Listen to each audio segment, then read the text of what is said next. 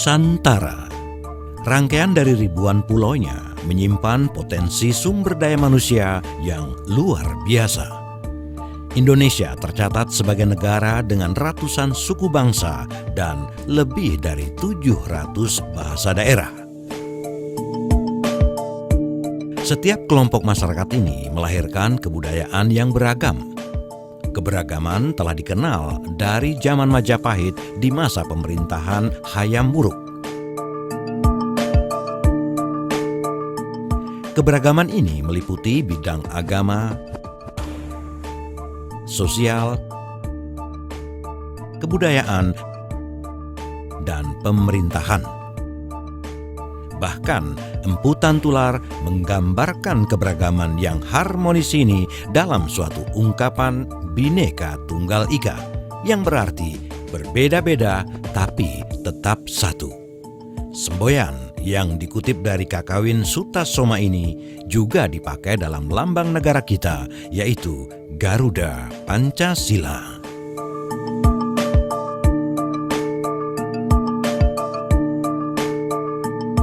Demikian juga hingga di masa Kesultanan Yogyakarta berdiri.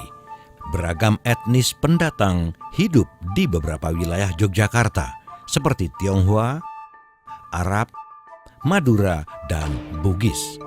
Semua dapat hidup berdampingan dengan damai. Hingga kini keharmonisan itu tetap terjaga. Jogja tetap menjadi magnet, daya tarik bagi berbagai bangsa, suku, dan etnik untuk sekedar datang berkunjung ataupun tinggal dan bekerja di kota ini. Keberadaan Kesultanan Jogja tidak lepas dari berdirinya Kerajaan Mataram Islam. Panembahan Senopati sekaligus sebagai raja yang pertama mendirikan Kerajaan Mataram Islam di kawasan hutan Mentaok pada tahun 1588. Wilayah ini kemudian diberi nama Kota Gede.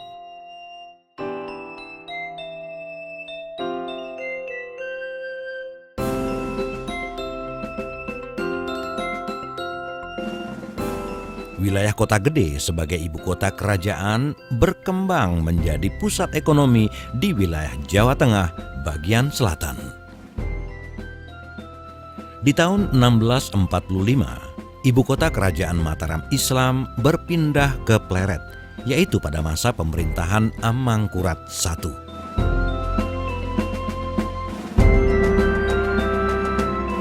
Kepindahan ini tidak serta-merta mematikan kegiatan di Kota Gede. Kala itu, masyarakat di Pulau Jawa secara umum terbagi menjadi 3 kelompok, yaitu kaum santri, abangan, dan orang Kalang. Orang Kalang yang bermukim di Kota Gede dikenal sebagai salah satu kelompok penggerak ekonomi. Dengan kedatangan VOC, orang Kalang mendapat keistimewaan untuk membuka rumah gadai. Mereka juga memonopoli perdagangan kain mori sebagai bahan utama produksi batik. Keuletan mereka membawa kesuksesan di dunia bisnis, yang kemudian turut mengangkat nama Kalang di wilayah Kota Gede.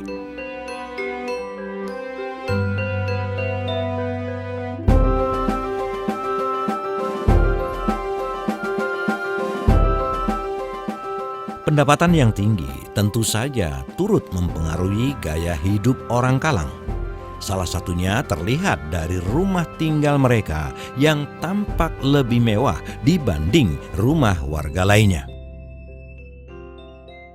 Arsitektur rumah tersebut mengadopsi berbagai gaya seperti Eropa, Tionghoa, Arab, dan Cina. Namun, kepemilikan rumah-rumah tersebut saat ini sebagian besar sudah berada di tangan bukan keturunan Kalang. Kalang itu ahli bangunan, karena waktu itu zaman Sultan Agung mau membangun kerajaan, jadi di masa pemerintahan 1613 sampai 1645 itu mendatangkan orang Bali yang namanya Joko Sasono. Itu ahli bangunan dan ahli ukir. Akhirnya menikah dengan Ambar Lurung. Itu tidak lain adalah adik dari Sultan dia bermukim di Banyumas sampai akhirnya ya turunannya yang disebut orang Kalang itu antara lain termasuk Ki Mertowongso dan Nyi Mertowongso yang makamnya di Kocoran. Cikal bakal Kalang di Jawa itu juga di Kota Gede. Akhirnya ya ada yang di Solo, ada yang di Jogja. Makanya di silsilah kami yang saya dapat dari eyang saya itu, perkawinan saudara itu kuat sekali waktu itu. Yang bisa dilacak yaitu turunannya zaman Ki Nyi Mertowongso yang ada makamnya di Kocoran, Barek, punya putri 1, Nyi Mertosetiko, berputra 6 ya, yang terkenal waktu itu Brojo Semito ya, karena kedekatannya dengan Habib 8. Nah, zaman Mertosetiko itu membantu zaman perang Diponegoro. Brojo Semito punya anak 7. Kalau Ki Demang ini dari putra Mertosetiko, dari putra ketiga ini Demang ke-1. Jadi Mulyo Suwarno yang terkenal dengan putranya Prawiro Suwarno atau Begele Tembung. Kalau dari Brojo Semito ada Proyodrono, ada Mangku Taruno. Jadi Proyodrono tinggalnya di Mondorakan, kalau Prawiro Suwarno tinggalnya di Tegal Gendung. Terus itu bisa dilihat, makanya di sekitar Mondorakan Tegal Gendung itu ada cengkok arsitek gaya Kalang. Itu zaman HB8. Jadi gaya Kalang itu arsiteknya arsitek Indis, ada Cina, ada Arab, ada tradisionalnya, itu akan terlihat semua, itu ciri khas rumah Kalang. Kita sekarang berada di salah satu rumah yang dibangun oleh Hajah Muria, yaitu salah satu keluarga Kalang di Kota Gede. Rumah ini dibangun di antara 1925 dan 1930. Jadi nanti kita bisa lihat bahwa rumah ini tidak semata-mata besar, tetapi juga mewah, tidak hanya di zamannya, tetapi juga bisa kita lihat kemewahan itu bahkan sampai hari ini. Di sini ini ada bangunan tengah rumah yang kita sebut Soko Guru, yang merupakan ciri khas dari bangunan joglo. Di antara rumah bergaya Eropa ada ruang yang sangat Jawa. Jadi ini merupakan satu kombinasi kultural dalam arsitektur yang sesungguhnya menjadi inovatif ya.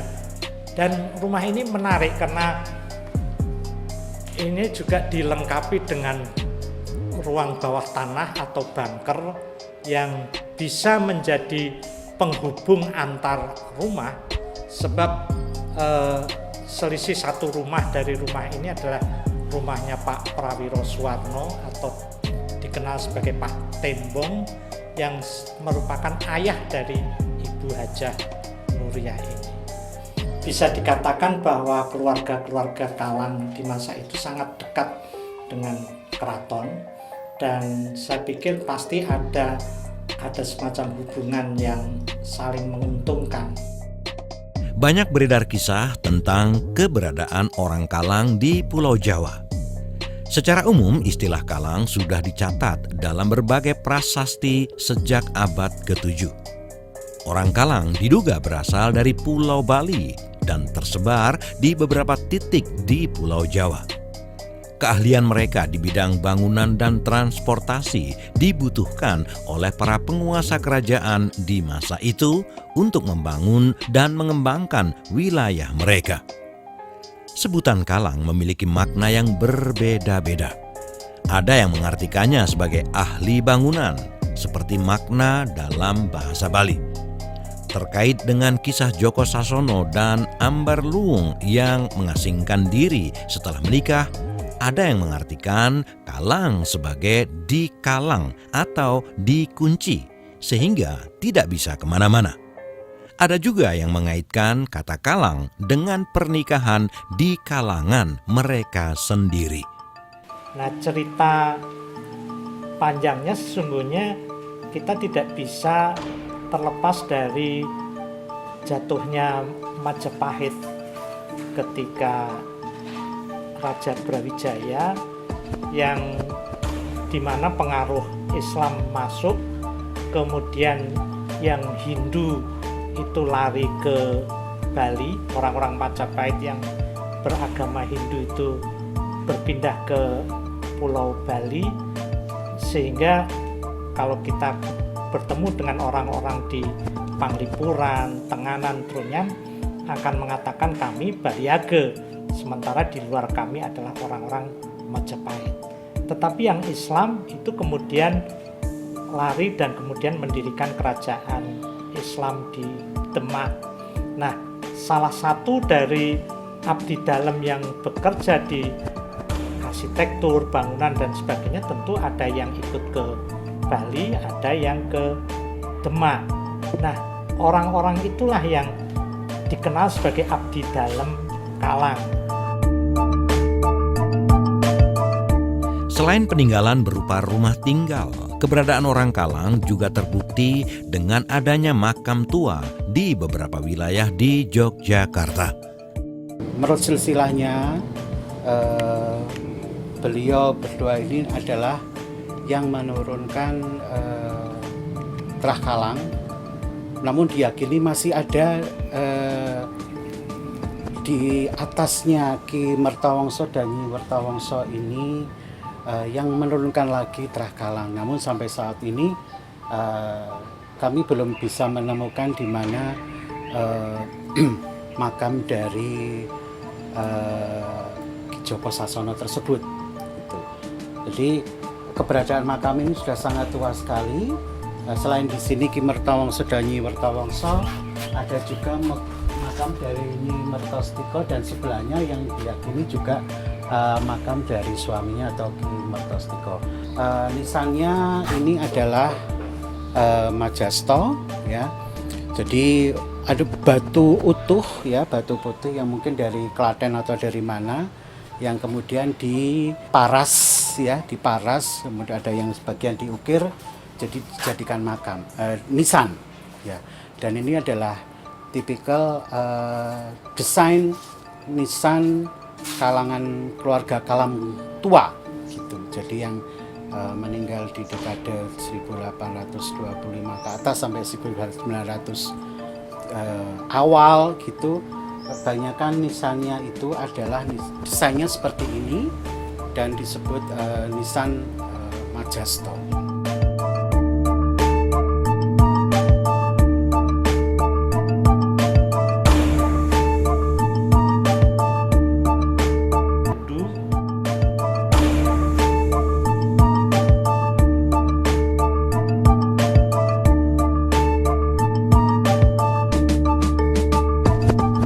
Pada masa revolusi kemerdekaan Indonesia, orang Kalang punya catatan khusus.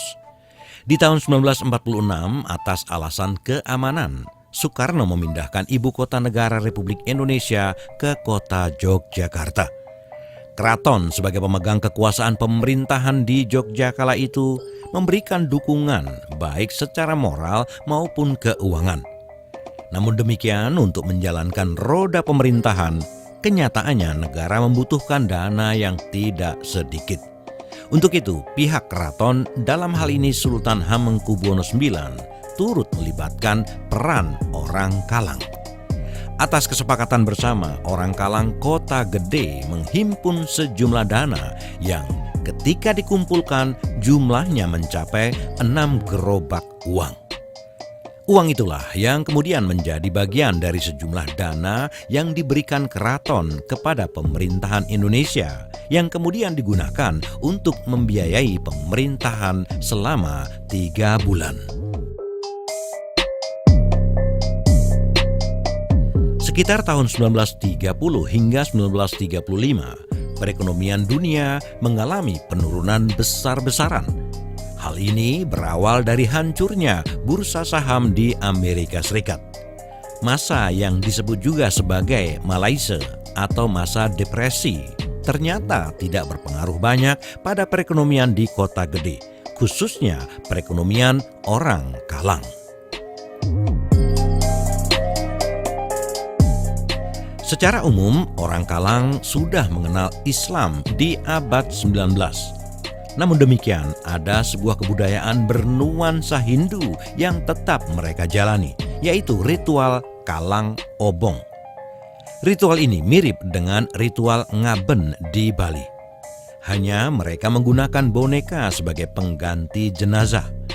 Pada masa kini, ritual tersebut terakhir kali diadakan pada tahun 1980-an. Ingkang dipun obong menika puspa utawi pepetan menawi mestani menika dados nami kajeng pun gambari ning kok dilala menawi ingkang gambar menika ingkang tukang ndamel pepetano persis kados menawi tiyangipun saya sugeng. Ingkang gambar puspa menika dados menika nggih sampun turunan saking ingkang gambar suwau menika saking kakung menika gambar puspa. Lajeng ingkang turun putri menika nyiapaken sesaji ingkang kasebat dukun obong. Namung nggih mangke ingkang mimpin upacara menika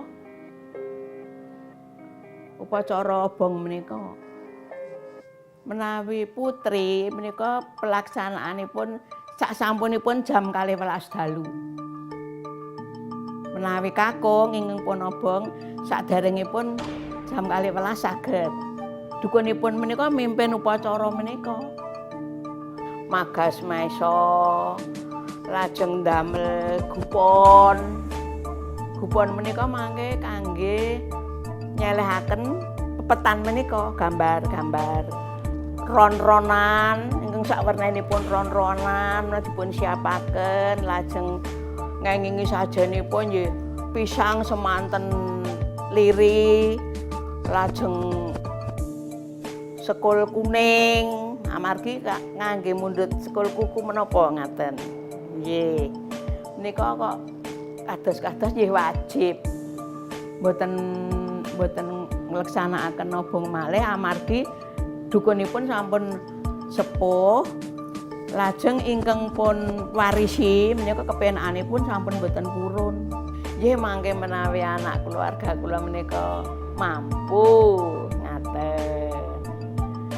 Namung kula matur bilih rikala seda menika sampun dipun wonteni upacara tradisi. Istilah Kalang hampir tidak pernah terdengar lagi.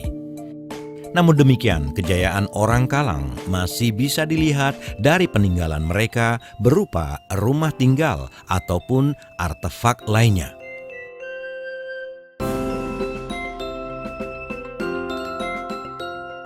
Kini, orang Kalang hidup dengan situasi yang sedikit berbeda. Perkawinan di antara sesama Kalang bukan lagi menjadi keharusan. Mata pencaharian mereka pun tidak sepenuhnya menggantungkan diri pada perdagangan. Beberapa bisnis turunan orang Kalang masih dapat kita lihat. Ada yang bertahan dengan bisnis batik, bisnis perhotelan, maupun bisnis transportasi.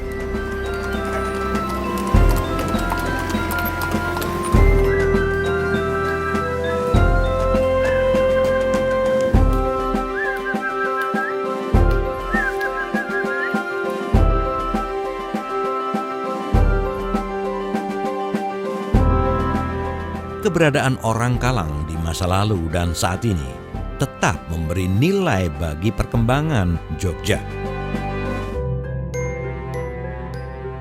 Semangat dan kisah orang Kalang akan tetap ada dan akan selalu menjadi bagian dari sejarah perjalanan dan perkembangan Yogyakarta.